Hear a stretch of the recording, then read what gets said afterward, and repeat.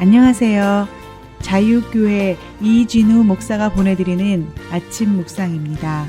오늘도 예수 그리스도의 향기를 내는 복된 하루가 되시길 바랍니다. 7월 10일 금요일 아침 묵상입니다. 오늘은 다윗이 자초한 위기라는 제목으로 사무엘상 28장 1절로 2절의 말씀 묵상합니다. 그때 블레셋 사람들이 이스라엘과 싸우려고 군대를 모집한지라 아기스가 다윗에게 이르되 너는 밝히 알라 너와 네 사람들이 나와 함께 나가서 군대에 참가할 것이니라. 다윗이 아기스에게 이르되 그러면 당신의 종이 행할 바를 아시리이다 하니 아기스가 다윗에게 이르되 그러면 내가 너를 영원히 내 머리 지키는 자를 삼으리라 하니라. 금요일 아침입니다. 한 주간도 안전하게 지켜주신 하나님의 도우심과 보호하심에 감사드립니다. 오늘도 말씀을 묵상하며 하루를 시작하는 모든 분들에게 하나님의 은혜와 사랑으로 충만하기를 축복합니다. 더는 사울을 피해 도망다니며 광야에 사는 것이 힘들다고 여긴 다윗은 이스라엘 땅을 떠나 블레셋 가드왕 아기스에게 망명합니다. 다윗이 하나님의 뜻을 묻지 않고 자기 생각대로 블레셋으로 망명한 결과가 어떠했습니까? 다윗의 블레셋 망명은 성공적으로 보였습니다. 블레셋 가드왕 아기스는 다윗이 오랫동안 사울에게 쫓기며 살았다는 것을 알고는 다윗을 환영했고 그에게 시글락이란 지역을 주었습니다. 다윗과 그를 따르는 600명의 사람들은 아기스가 준 시글락이라는 안전한 거주지를 얻었습니다. 하지만 얻은 것이 있으면 반드시 치러야 하는 대가가 있는 법입니다. 그리고 세상은 늘 준 것보다 더 많은 대가를 요구합니다. 이것이 세상의 이치입니다. 다윗은 비록 시글락이라는 안전한 거주지를 얻었지만 세상이 주는 편함에는 공짜가 없습니다. 다윗이 블레셋 가드왕 아기스가 준 시글락이라는 지역에서 살았던 기간은 총 1년 4개월이었습니다. 다윗은 이 시기 동안 블레셋 가드왕 아기스를 속이기 위해 늘 거짓말을 하고 속임수를 반복해야 했습니다. 사울의 추격을 피해 광야를 전전하며 오랫동안 피난 생활을 하면서도 다윗은 늘 선한 일을 하며 살았습니다. 하지만 이제 다윗은 안전하고 편안한 거주지를 얻은 대신 주변을 침략하고 약탈하는 것으로 먹고 살아야 했습니다.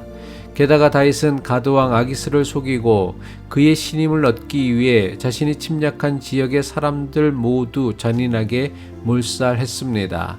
사무엘상 27장 9절이죠. 다윗이 그 땅을 쳐서 남녀를 살려두지 아니하고 양과 소와 나귀와 낙타와 의복을 빼앗아 가지고 돌아와 아기스에게 이르매. 자신에게 망명한 다윗에게 시글락이란 지역을 준 블레셋 가드왕 아기스는 이제 다윗을 앞세워 이스라엘을 공격하려고 합니다. 지금까지 블레셋은 여러 차례 대규모 군사를 동원하여 이스라엘을 침략했습니다. 하지만 블레셋의 침략은 번번이 실패하고 말았습니다. 블레셋의 침략이 번번이 실패한 데에는 이스라엘에는 골리앗을 물리친 다윗이라는 장수가 있었기 때문입니다. 하지만 이제 다윗은 사울왕과 이스라엘을 위해 싸우는 장수가 아니라 블레셋과 가드왕 아기스를 위해 싸워야 하는 처지가 되었습니다. 블레셋 아기스 왕이 이스라엘과의 대대적인 전쟁을 벌이기 위해 군대를 불러 모았습니다. 시글락에 거주하는 다윗과 그의 군대도 불렀습니다. 가드왕 아기스는 이스라엘과의 전쟁에 다윗과 그의 부대가 앞장서라는 명령을 내립니다. 만약 다윗이 블레셋의 편에 서서 이스라엘과의 전쟁에 참여하게 되면 그는 장차 이스라엘의 왕이 되는 것이 거의 불가능한 일이 되고 말 것입니다. 블레셋을 위해 이스라엘과의 전쟁에 앞장서서 이스라엘 군대를 죽인 다윗이 어떻게 장차 이스라엘의 왕이 될 수 있겠습니까? 그렇다고 다윗이 가드왕 아기스의 명령을 거절할 수도 없는, 이러지도 못하고 저러지도 못하는 진퇴양난의 상황에 놓이게 된 것입니다. 다윗은 어떻게 해야 합니까? 이스라엘과의 전쟁에 나가야 합니까? 나가지 말아야 합니까? 어떤 일이 있어도 다윗은 이스라엘과의 전쟁에 앞장서지 말아야 합니다. 다윗은 가드왕 아기스에게서 이스라엘과의 전쟁에 참여하라는 명령을 받는 순간 더는 블레셋에 머물러 있어서는 안 된다는 것을 깨닫고 그 즉시로 이스라엘 땅으로 다시 돌아가야 했습니다. 하지만 다윗은 그렇게 하지 못했습니다. 다윗은 왜 이스라엘 땅으로 다시 돌아가지 못했을까요? 물론 그 나름대로 여러 가지 이유가 있겠지만 아마도 아기스 왕이 준 시글락이라는 안전한 보금자리를 포기하기가 어려웠기 때문일 것입니다. 다윗은 또다시 사울의 추격을 피하며 힘들고 거친 광야 생활을 살아야 할 엄두가 도무지 나지 않았기 때문일 것입니다. 인도에는 원숭이 잡는 아주 오래된 그들만의 전통적인 방법이 있다고 합니다.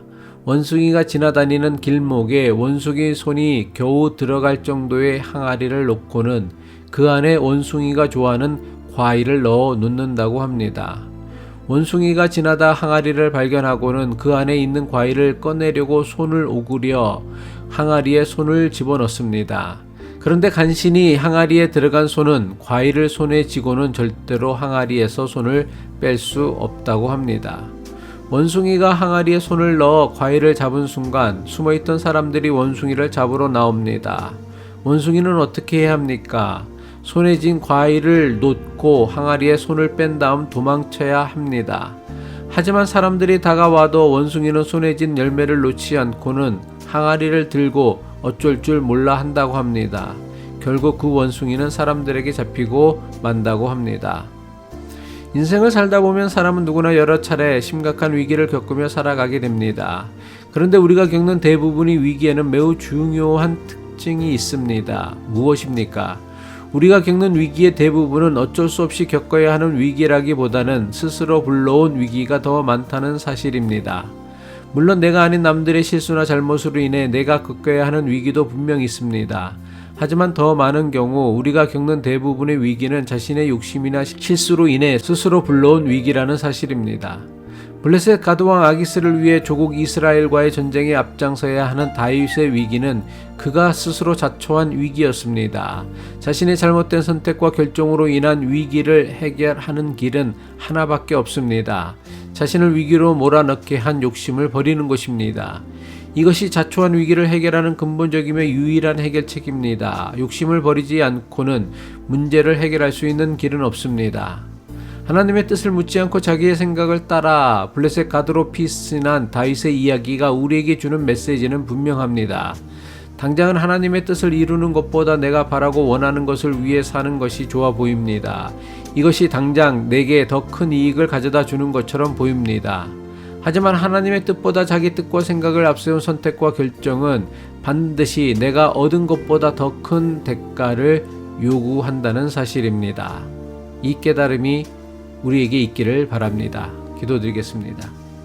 우리를 가장 좋은 길로 인도하시는 하나님, 블레셋으로 망명하였던 다윗이 자신이 누린 편안보다 더 큰 위기에 빠졌다는 사실을 잊지 않고 기억하게 하옵소서. 우리가 겪는 너무나 많은 인생의 위기가 내가 자초한 것임을 다윗의 이야기를 통해 깨닫게 하옵소서. 예수 그리스도의 이름으로 기도합니다.